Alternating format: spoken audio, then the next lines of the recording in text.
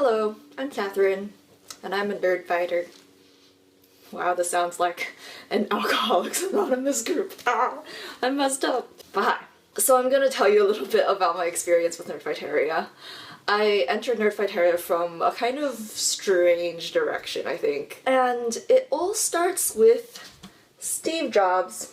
So remember in the earlier 2000s when Apple was totally the huge thing and everything was Apple and stuff? So sometime in 2008 I borrowed an iPod Touch and I was a big fan of audiobooks at the time, so I kept listening to them. But then at one point I got bored one day and decided to just kind of lurk on iTunes because, you know, that's what you do as a middle schooler who's staying up past her bedtime. And I noticed these things called podcasts and I was like, what is this? I'm just gonna check it out. And you know, the thing that attracts people to anything is Harry Potter, right? And the top two podcasts at the time were Mugglecast and Pottercast.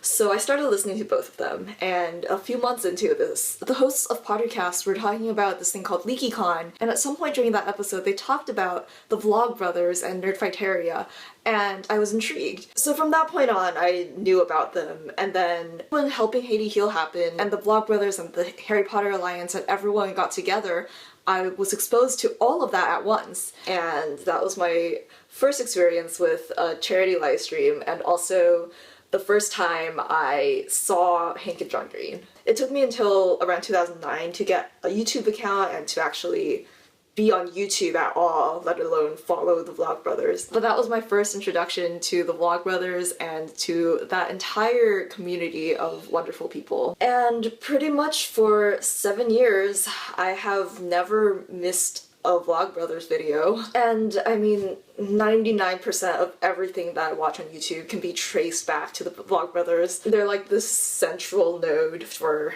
my communities, and I love it. I want to also say that, like, I did not really actively be in the community for many years. It wasn't until after The Fault in Our Stars came out that I became comfortable kind of, like, talking to people in the comments at all, and feeling like I was really a part of the community as opposed to just this person watching from afar and observing this large mass that was not a part of me and I was not a part of it.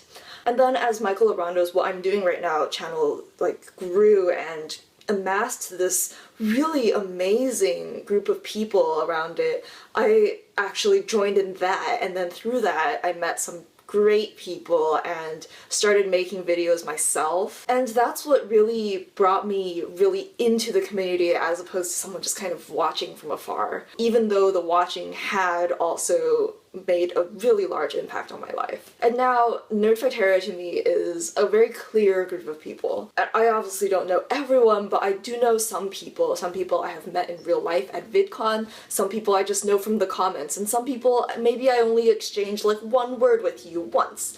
But you exist, and you are people, and that is amazing.